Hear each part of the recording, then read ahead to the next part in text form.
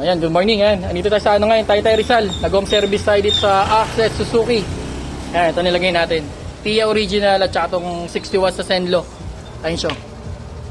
Tago. Ayan. Bagong-bago lang ito. Ilan ba odo na ito? 831. Tapos ito yung switch niya sa MDL. Ayun yung low. Then ito yung high. O, ayan. Tapos passing light sa high. Then passing light sa low.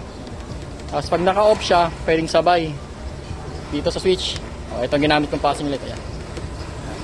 Tapos sa busina, ito yung switch niya. Stock. Then loud. Sa sa ilaw. Ayan siya.